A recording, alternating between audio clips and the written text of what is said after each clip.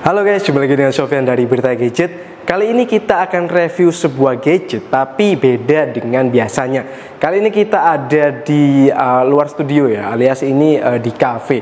Kita akan coba review dari sudut pandang gimana kalau gadget tersebut dibuat ngafe ataupun dibuat kerja di luar. So, seperti apa? Langsung aja kita mulai videonya.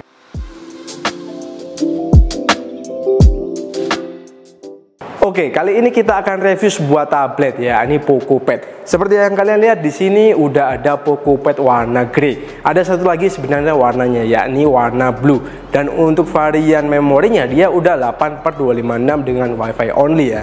Dan untuk harganya dia ada di 3.999 juta, which is dengan harga segitu itu menarik ya, dengan varian memori yang udah lega. Oke, alasan pertama saya tertarik bahas PocoPad ini adalah performanya. Di harganya itu jarang banget ada yang pakai chipset yang sekenceng ini buat tablet ya. Kalau buat smartphone ya banyak memang. Dan ini tablet loh, karena ukuran tablet itu jauh lebih besar ketimbang smartphone. Jadi cost untuk tablet itu udah habis di layarnya aja. Tapi PocoPad ini beda, dia masih bisa pakai chipset yang kenceng di kelas harganya, yakni Snapdragon 7S Gen 2. Buat performanya kalian bisa lihat sendiri ya gimana benchmarknya. Dan kita juga akan tes gaming. Dan untuk gamingnya kita pakai PUBG. Langsung aja kita akan tes gaming.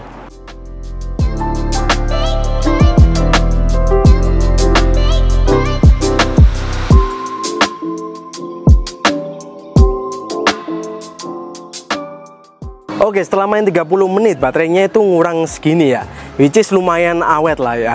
Nah, sebenarnya kita juga bisa pakai controller Bluetooth gitu ya. Cuman saya lupa ya naruh controller saya di mana, jadi saya nggak bisa nyobain pakai controller.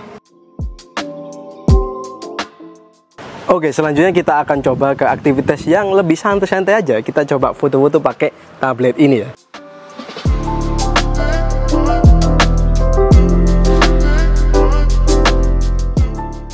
Oke, untuk konfigurasinya sebenarnya nggak terlalu spesial lah, karena ya jarang banget ada sebuah orang yang cari tablet dari kameranya. Ya mungkin ada, tapi nggak banyak. Nah, untuk kamera PocoPad ini juga nggak terlalu spesial. Dia bawa 8 megapiksel di kamera utamanya ini, dan kamera depannya juga sama-sama 8 megapiksel. Dan untuk perekaman videonya dia bisa 1080p 30 fps saja, baik di depan maupun di belakang.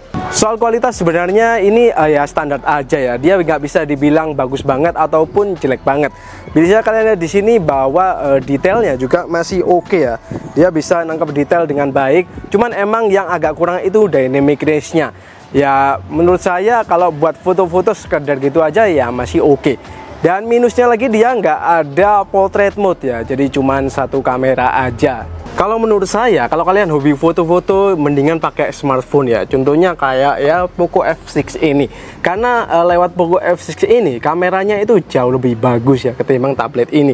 Nah, kalau kalian butuh mindah-mindah antara aplikasi, antara PocoPad ataupun Xiaomi, ataupun produk Poco lainnya kayak Poco F6 ini, kalian bisa pakai fitur yang namanya interconnectivity.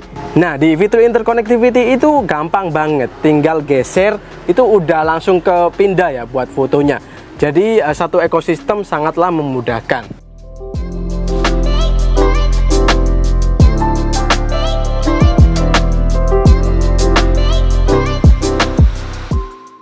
Oke, jadi ini adalah hasil dari kamera depan PocoPad yang beresolusi 8 megapiksel. Videonya kayak gini kira-kira, dan ini kelihatan bahwa dia fokusnya wajah ya. Dia kalau backlight dia nggak terlalu ngaruh, dan ini di indoor. Dan kualitas mic-nya gimana? Ini saya nggak pakai mic eksternal ya, murni dari mic PocoPad itu sendiri. Menurut saya ketika beli sebuah tablet itu saya jarang mikirin kameranya ya, seperti yang saya bilang tadi.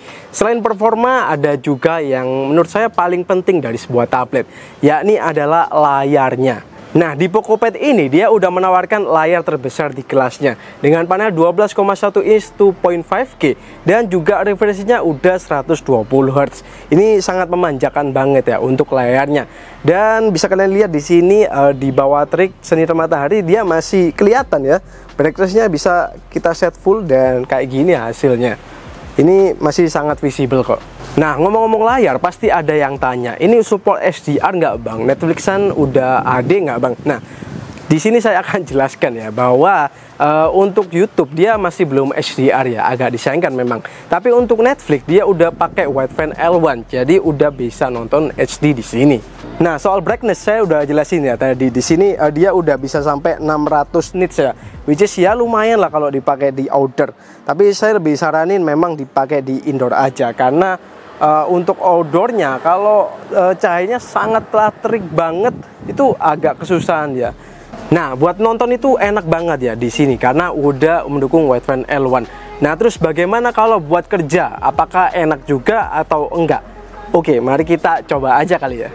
Kalau dilihat karakter PocoPad ini lebih pada tablet gaming ya ketimbang tablet kerja. Tapi kalau dibuat kerja gimana? Well, masih bisa.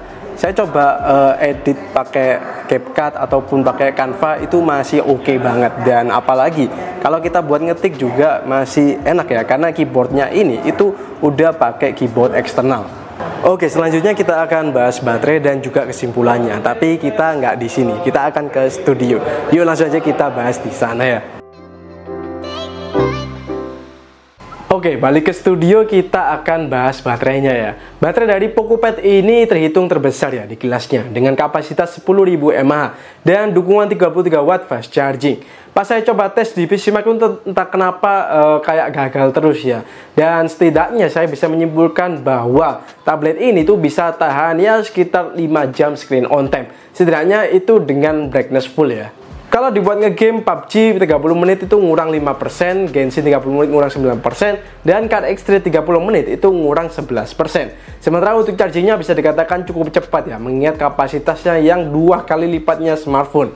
Charge dari 5% 5 menit itu ya sekitar 10%, 10 menit jadi 13%, 15 menit jadi 16%, 30 menit jadi 26%, 1 jam jadi 46%, dan buat full itu butuh waktu 2 jam 20 menit.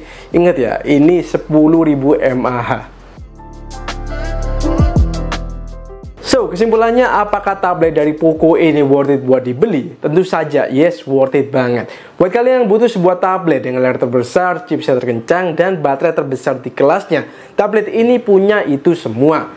Saya rasa nggak ada alasan ya buat nggak ngelirik tablet ini, kecuali ada hal yang harus diperhatikan, seperti kayak tadi ya, brightness-nya di outdoor yang terik banget itu agak kurang. Jadi saran saya ya mending agak berteduh ya. Selain itu speakernya itu juga kualitasnya ya keras aja, nggak ada bassnya atau ya nggak terlalu spesial gitu ya. So, PocoPad ini adalah pilihan paling oke menurut saya di kelas harga 4 juta kurang 1.000. Dia hampir punya semua yang dibutuhkan dari sebuah tablet. Yang paling saya suka adalah layarnya yang beneran gede banget. Manjain banget lah kalau dibuat nonton bola ataupun nonton film. Jadinya kita bisa nonton bareng-bareng sama temen. Ditambah baterainya juga awet tadi ya. Jadi makin nikmat. Oke, segitu aja video kali ini. Kalau menurut kalian gimana nih PocoPad ini? Menarik nggak? Coba kalian komen di bawah ya. Terima kasih udah nonton sampai habis. Sofyan sini pamit dan kita bakal jumpa lagi di video selanjutnya.